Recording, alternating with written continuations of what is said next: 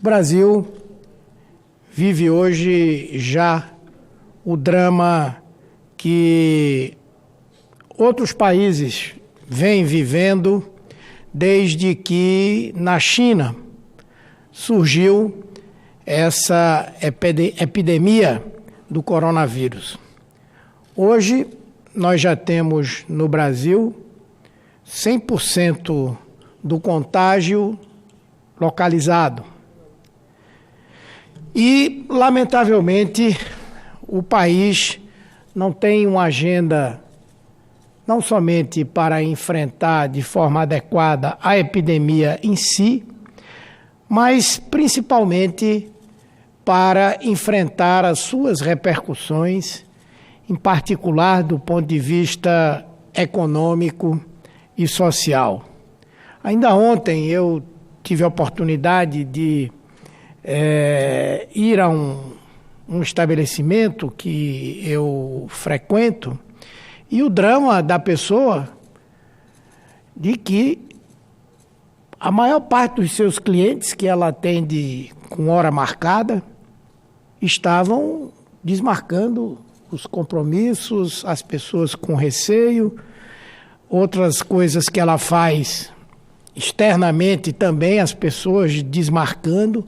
E eu fiquei me perguntando, ontem que eu vi, por exemplo, em Roma, na Itália, um turista que se aventurou a sair para bater foto na cidade fantasma, e a polícia vai lá e diz que não pode, tem que se recolher e tal. Imagine o que vai acontecer com um conjunto de pessoas que sobrevivem do seu trabalho, muitas vezes até no meio da rua, ou quem tem um pequeno estabelecimento, como essas pessoas vão sobreviver com essa crise que está se avizinhando, né? E o que realmente me deixa preocupado, ontem eu já falei sobre isso, é a inação do governo federal em relação a essas coisas. O ministro Paulo Guedes veio ao Congresso sem trazer nada, sem nada nas suas mãos.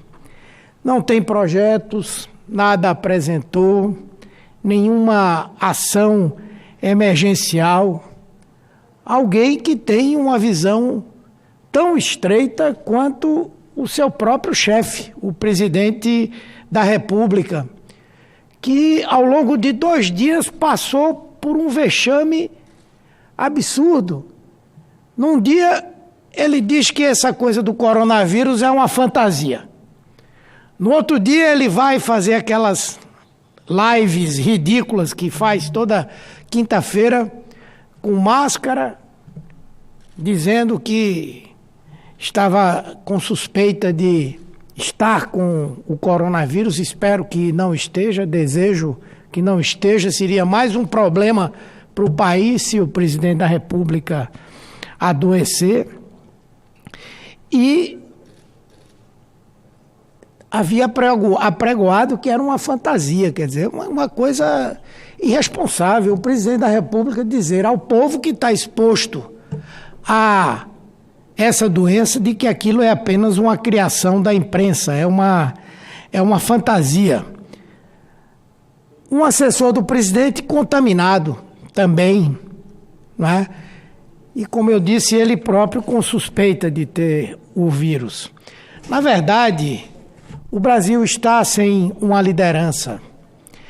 E é exatamente quando ocorrem as crises que o país mais precisa de alguém que lidere, que una o povo, que aponte um caminho de esperança e uma expectativa positiva.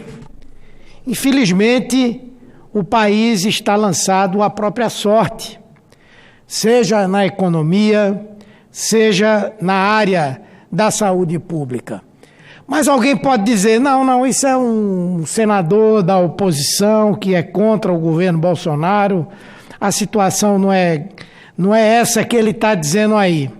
Mas eu vou pegar aqui uma matéria que saiu hoje no jornal, na Folha de São Paulo, uma entrevista concedida pelo presidente da Câmara, o deputado Rodrigo Maia, em que ele diz o seguinte: Paulo Guedes é medíocre e sem saídas para a crise. Num dos trechos da entrevista à Folha de São Paulo, Rodrigo Maia diz: Guedes não tinha uma coisa organizada ou não quis falar.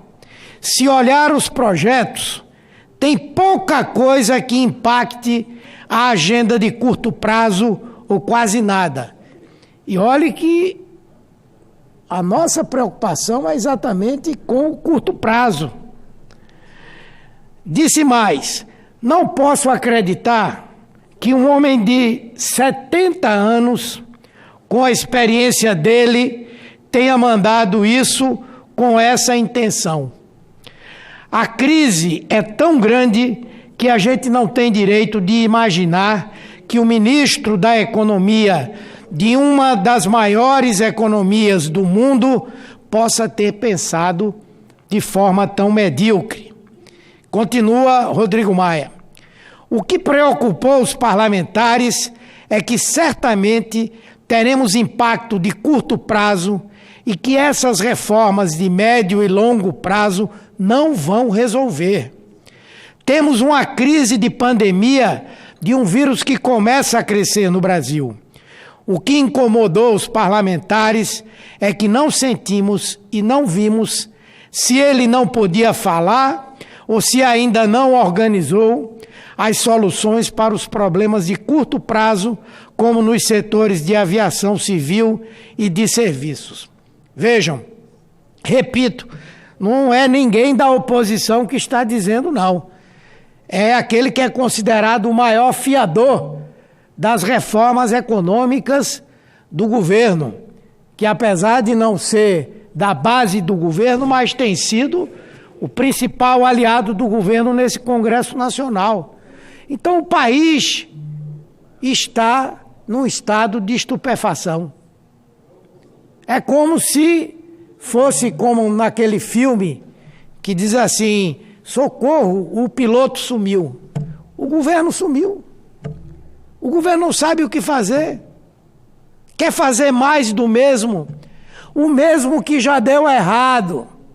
Isso que eles querem apresentar como resposta à crise do coronavírus, à crise econômica e agora a crise financeira, porque essa vai chegar também, é mais do mesmo. Desde 2016, quando Michel Temer assumiu a presidência da República, é a mesma política econômica que está sendo implementada. É corte de gastos, é privatização, é limitação orçamentária, é tudo. E não deu certo. Continuam milhões de desempregados, esse crescimento econômico pífio, o aprofundamento da pobreza, da desigualdade, a volta da fome, o sofrimento dos mais pobres. E o governo quer insistir nessa política. Os dois piores presidentes da República que o Brasil já teve, Michel Temer e Jair Bolsonaro. E o pior é que o governo, como não tem o que dizer para o país, fica dizendo: não, eu recebi do PT assim. Não, ele recebeu de Michel Temer. Michel Temer foi presidente da República durante 3 anos. E diziam que na hora que tirar Dilma, tudo vai melhorar. E isso não aconteceu. Paulo Guedes, Bolsonaro, esse pessoal tem que parar de falar de herança maldita que receberam não do PT, mas de Michel Temer, e começar a trabalhar. Começar a propor coisas para o Brasil. Se não tem capacidade, copie o que estão fazendo lá fora. recursos colocados na sociedade, investimentos, tentativa de salvar empresas, é isso. Mas nós estamos caminhando como aquele boi que vai para o matadouro. Sabendo, o boi não sabe, mas a gente sabe onde vai chegar. E vai chegar num lugar muito ruim. Por isso, a população precisa tomar as rédeas, adotar as medidas de prevenção que são necessárias a conter a expansão do coronavírus e não ouvir o que o presidente da República tem para dizer sobre isso. Imagine se a população tivesse acreditado que isso era uma fantasia criada pela imprensa. Com um objetivo claro, esse discurso com um objetivo claro de esconder a inoperância do próprio governo. O presidente, na verdade, estimulou que muita gente não se prevenisse de forma adequada. E como eu disse ontem, já apareceu todo mascarado para dizer que a situação é grave mesmo e tal, dizendo para o pessoal não ir para a manifestação. Outra coisa absurda, o presidente da República utiliza a rede de televisão e rádio que existe no país para fazer aquele discurso que ele fez ontem. Eu, pelo menos, estava esperando que ele fosse falar do coronavírus, o que é que o governo estava fazendo, quais as medidas, quantas UTIs o governo já contratou, como é que ele vai enfrentar o problema. E o presidente vem para falar que a manifestação é justa, uma manifestação que tem por objetivo fechar o Congresso Nacional, fechar o Supremo Tribunal Federal, diz que é justa e que adiem, botem para depois. Quer dizer, ele continua com o facão em cima do Congresso, em cima do Supremo, mobilizando a população para desrespeitar a independência, a autonomia dos poderes, em torno de um problema que ele é o maior causador. Não foi a oposição que fez acordo, não, foi o presidente da República que fez acordo com o Centrão para que essas emendas se tornassem positivas. Nós, ao contrário, nós sempre fomos contra a ideia de emenda impositiva. Tivemos que engolir no governo Dilma, porque já não tínhamos tanta força diante do Congresso Nacional. Naquele momento, se tratava de tornar impositiva a emenda individual, a menor que tem. Depois veio Michel Temer, e como Vossa Excelência mesmo, o senhor presidente aqui relatou, as emendas de bancada transformaram-se em emendas impositivas. Só que nenhuma bancada leva em consideração o que são as prioridades dos governos estaduais. E agora fizeram esse acordo que dá ao relator do orçamento a possibilidade de destinar bilhões de reais do orçamento. Então não fomos nós que fizemos esse acordo, o governo faz o acordo, volta atrás, refaz o acordo pela metade, aí depois volta atrás, chama o povo para ir para a rua para pressionar o Congresso para desfazer o que ele fez. Vejam que coisa surreal que nós estamos vivendo no nosso país. Então, cabe inclusive nós avaliarmos se aquilo que foi feito ontem está dentro da lei ou se o presidente da República não terá cometido um crime de responsabilidade. Um presidente utilizar uma rede nacional para elogiar uma mobilização social, um movimento, especialmente um movimento com o teor desse movimento que claramente apregoa a implantação de uma ditadura no Brasil. É um movimento para derrubar a democracia. é um movimento para implantar uma ditadura no nosso país. Nós vamos, inclusive, analisar se o presidente cometeu ou não um crime ao usar dinheiro público para elogiar uma manifestação que vai contra a Constituição brasileira. Mas, senhor presidente, eu vou concluir, temos outros colegas que querem se manifestar, mas eu não poderia jamais deixar de externar essas preocupações.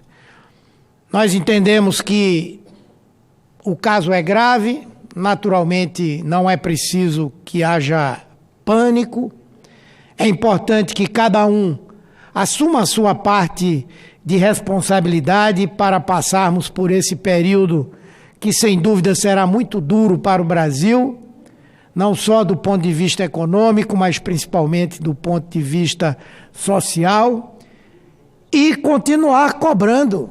É nosso papel, nós temos que continuar cobrando todos os dias que esse governo tome consciência da gravidade do problema e tome medidas que efetivamente minimizem os efeitos desse quadro que estamos vivendo hoje. Portanto, tudo dependerá muito mais do povo do que do governo inepto que nós temos hoje no Brasil. Muito obrigado, senhor presidente, pela tolerância.